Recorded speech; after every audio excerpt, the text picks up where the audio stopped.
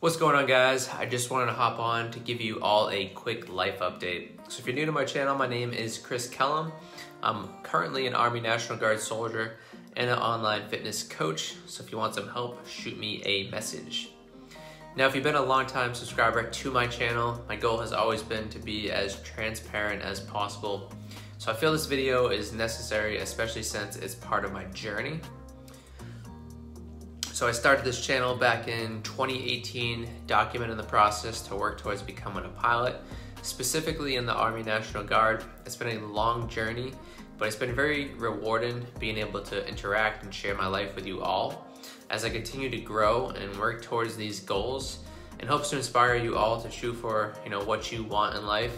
I want to make sure I don't only document the ups, but I also want to keep you in the loop on the downs, or what I like to call them, life lessons. So if you've been following my past year, you've seen how insane it has been with moving 3 times. I was in the hospital for 7 days with rhabdomyolysis. I had a failed job opportunity in New Jersey. I wasn't selected for my first flight interview with the Army. There were many more life lessons, but those are just the big ones that really hit home. So after that flight interview, I found out I had a rare heart condition, something that would, put a halt to my dream of becoming a pilot, a goal I've dreamt of for years.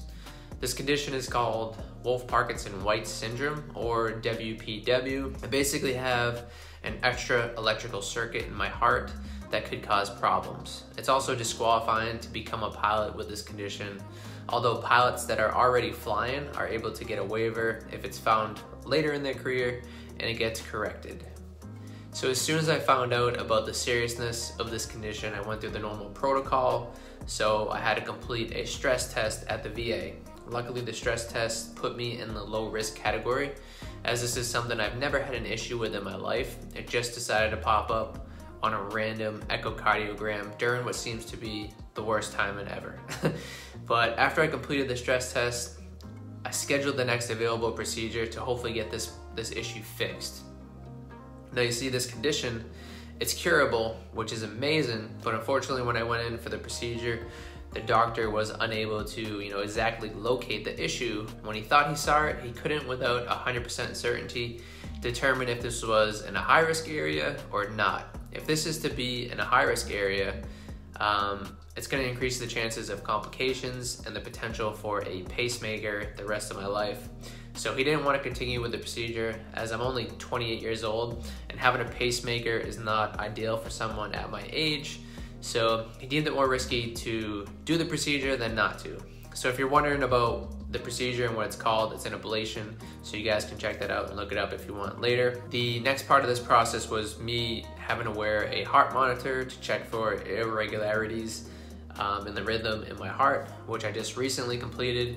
The doctor explained that if he sees nothing on the monitor, it would be almost pointless to go back in for another ablation procedure, as this would be more of a cosmetic procedure for the military and for me to go to flight school.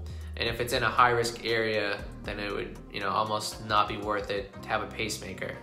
Also, it's good to know that 70% of the people who have this issue go their whole life without even knowing they had this issue. And I figured that would probably be me if I wasn't planning on going to flight school. So the hospital did just receive my heart monitor, so I'm hoping to get some good news this weekend or next week. So the doctor mainly wants to make sure this rhythm isn't something that could pose an issue down the road in my life, mainly because if it is considered serious, it could cause sudden cardiac death, which we don't want that.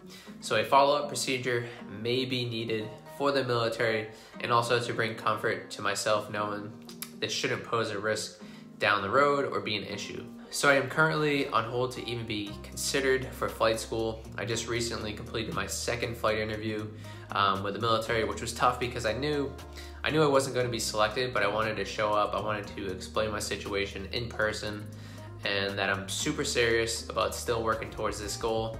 But right now I need to focus on my health and getting things cleared. I was definitely super nervous for this interview, but after I was able to explain my situation to the pilots and the flight surgeon, I felt a huge sigh of relief. It also might have landed me a potential slot at the unit while I get this issue worked on. and hopes to build some more rapport at the unit. Also, before this issue even came up, right when I moved to Jacksonville, I did apply to Jacksonville University. I did get into the JU Aviation program, but it was too pricey for me, so I was currently looking at L3Harris. So if everything is to get cleared, I think my next step and goal would be to go through the L3Harris flight program here in Jacksonville. I also just recently had to schedule a new flight physical, so I'm going to be doing that this weekend in hopes to potentially get cleared. And it was also explained that I now need to get a letter of acceptance to be able to go to flight school. So this is where I'm at in the process. If you guys have any questions, you can ask in the comments, or you can shoot me a text at 617-286-3802. Also, another big update video will be up either this Sunday or Monday. It's on something I have been also putting off for a while now, so make sure your notifications are on. I feel this video is kind of a big deal, so you definitely don't want to miss this one. Again, I want to thank you all for the continued support. I will continue to update you all on the process. Having this channel and this outlet to create has really kept me going this past year with all the ups and downs. So I'm truly thankful for everyone's continued support over this crazy transitional year. Again, I appreciate you all, and I love you all. Talk to you guys on the next one.